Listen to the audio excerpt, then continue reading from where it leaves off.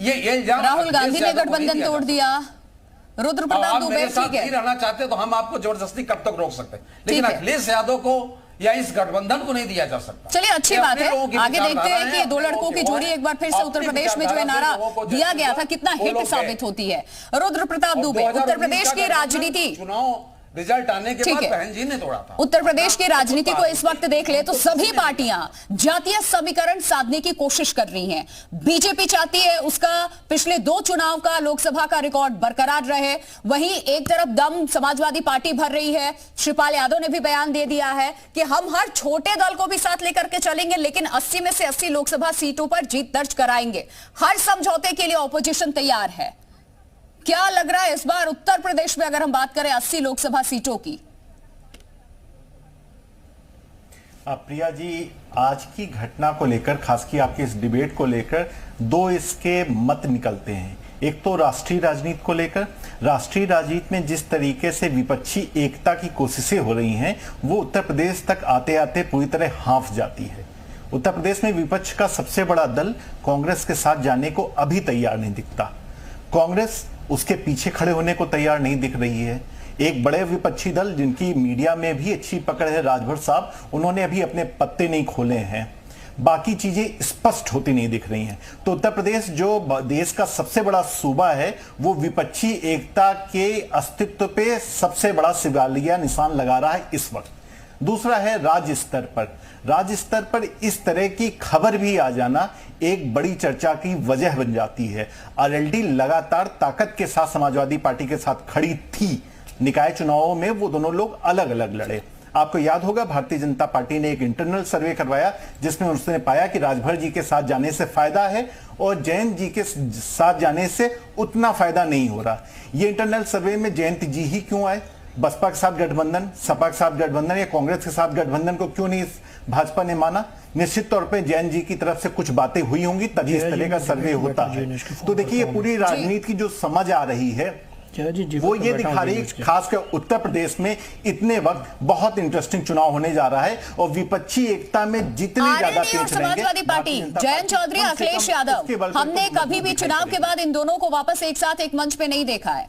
और लगातार रजनीकांत मिश्रा जी जो कह रहे हैं कि सब ठीक है, इस चीज को जरा आप बताइए कि कितना सही कितना गलत, क्योंकि ये सवाल मैंने इसलिए किया कि कभी ये दोनों एक मंच साझा करते नहीं दिखे चुनाव के बाद। नहीं, जयंत जी ने सार्वजनिक जगहों पर अखिलेश यादव जी से थोड़ी सी दूरी बनाई है और ये राजनीतिक हलकों में चर्चा का केंद्र भी रहे। भारत जोड़ो यात्रा के दौरान भी जब अखिलेश यादव जी साथ नहीं आ रहे थे तब जयंत चौधरी जी ने आगे बढ़कर समर्थन दिया था। कई बार वो कांग्रेस के करीब दिखाई पड़े हैं अपने बयानों से भी और व्यक्तिगत तौर पर भी। तो एक निश्चित तौर पर एक लाइन रखी है, लेकिन अभी आरएलडी समाजवादी पार्टी से हटके जा रही है। ये सूरत हाल तो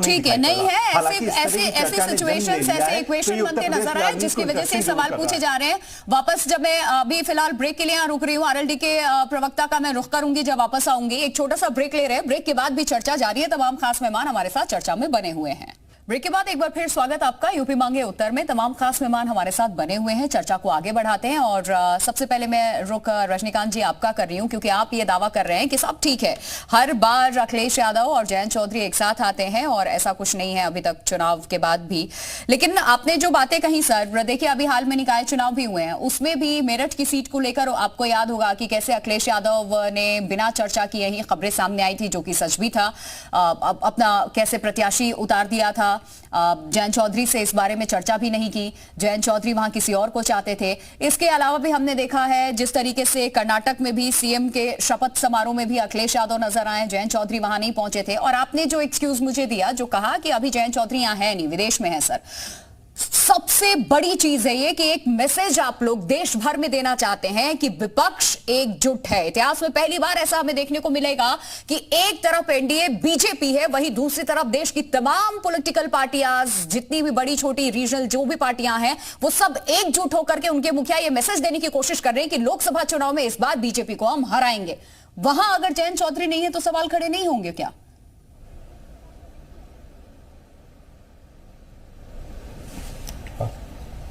आपने हमसे सवाल किया जी, आपसे ही।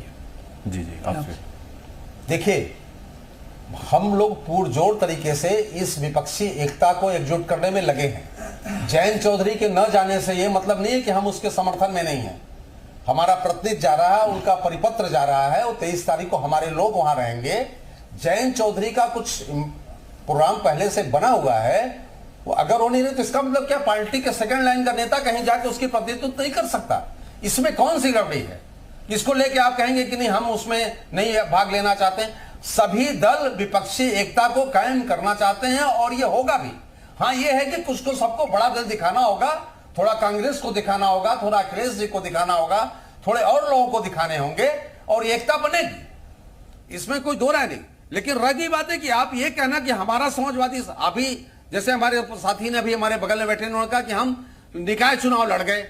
निकाय चुनाव हमारे दोनों नेताओं का डिसीजन था कि हम कार्यकर्ताओं को नाराज नहीं कर सकते। सहारनपुर में भी 2 मई को जो रैली हुई थी निकाय चुनाव को लेकर, अखिलेश यादव वहां पहुंचे थे, वहां जयंत चौधरी नदारद थे। देखिए, हम नहीं रोक सकते थे, हम हर जगह चुनाव लड़ने की ये दोनों नेताओं की सहमति थी कि इस चुनाव में आरएलडी और समाजवादी पार्टी चुनाव लड़ ले जहां चाहे। इसका मतलब ये नहीं था कि हमारा गठबंधन खत्म हो गया था। ये कयास लगाना गलत है, ये गलत है। मैं जिम्मेदारी से कहता हूं आपसे, और ये चीजें जो है कि जो ये बातें आ रही हैं ये एकदम गलत है। मैं जिम्मेदारी से इसको खारिज करता हूं। ठीक है, सुभाष यादव, ओम प्रकाश राजभर को सुना हमने। तमाम बातों के बीच में एक बड़ी बात उन्होंने ये कही थी कि हर कोई चाहता है कि हम उनके साथ हो जाएं, और ये पूर्वांचल के समीकरण को अगर हम देखें तो काफी हद तक सटीक भी बैठता है। जिस तरीके से एसपी एसपी का वहां पर दबदबा है, ओम प्रकाश राजभर जो है वो एक स्ट्रॉन्ग प्लेयर की तरह वहां पर काम करेंगे जिस पार्टी के साथ भी जाएंगे। तकरीबन 14 सीटें ऐसी हैं जहां पर राजभर समाज का बोलबाला रहा है। यानी हर पार्टी के लिए आपके भी दरवाजे खुले हैं, या फिर बीजेपी ये कह रही है कि अच्छी बात है अगर वो वापस घर वापसी करना चाहते हैं तो आप लोग आ जाइए? देखिए प्रिया जी, जो दिल्ली का रास्ता है ना उत्तर प्रदेश से होकर जाता है और उसकी शुरुआत पूर्वांचल से होती है। और पूर्वांचल में सुहेलदेव भारतीय समाज पार्टी लाठी लेकर बैठी हुई है। बिना सुहेलदेव भारतीय समाज पार्टी को साधे दिल्ली की सत्ता को कोई हासिल नहीं कर सकता। यहां पे जिस प्रकार संभावनाओं की बनने की बात आ रही है, संभावनाएं राजनीति के अंदर बनती हैं, संभावनाएं बिगड़ती रहती हैं। राजनीति असीम संभावनाओं का खेल है। भारतीय जनता पार्टी के साथ हम 2017 के अंदर थे, पूर्वांचल के अंदर समाजवादी पार्टी का कई जिलों के अंदर खाता नहीं खुला, ये सबके सामने जग जाहिर बात है। 2022 के अंदर हम समाजवादी पार्टी के गठबंधन के अंदर गए, पूर्वांचल के कई जिलों के अंदर भारतीय जनता पार्टी का खाता नहीं खुला। यह है सुहेलदेव भारतीय समाज पार्टी की ताकत। रही बात पिछड़ों की बात, रही बात दलितों की बात, तो समाजवादी पार्टी के काबिल दोस्त किस आधार पर बोल रहे हैं समाजवादी पार्टी पिछड़ों की राजनीति करती है या समाजवादी पार्टी पिछड़ों के हित की बात करती है? अरे भैया, 4 बार आपकी सरकार थी, 3 बार श्रद्धेय आदरणीय मुलायम सिंह यादव उस प्रदेश के मुख्यमंत्री थे, 1 बार अखिलेश यादव मुख्यमंत्री थे। तब आपको दलितों की याद नहीं आई, तब आपको पिछड़ों की याद नहीं आई, तब आपको जातिगत जनगणना की बात नहीं आई, सामाजिक न्याय समिति की बात नहीं आई। इवन केंद्र के अंदर कांग्रेस की जो सरकार थी उसको भी समर्थन सपा और बसपा ने दिया था, तब इनको याद नहीं आई। असम में समाजवादी पार्टी का यही रोना है कि सत्ता में रहते हुए इन्हें पिछड़ों की याद नहीं आती, सत्ता में रहते हुए इन्हें दलितों की याद नहीं आती, सत्ता में रहते हुए इन्हें पिछड़ों की जातिगत जनगणना की याद नहीं आती, सत्ता में रहते हुए इन्हें सामाजिक न्याय समिति की याद नहीं आती। सत्ता से जैसे ही बाहर चले जाते हैं इन्हें पिछड़ों की बराबर याद आती है, इन्हें दलितों की बराबर याद आती है। ये दोहरा रवैया क्यों? अगर आप पिछड़ों की इतनी बात करते हैं,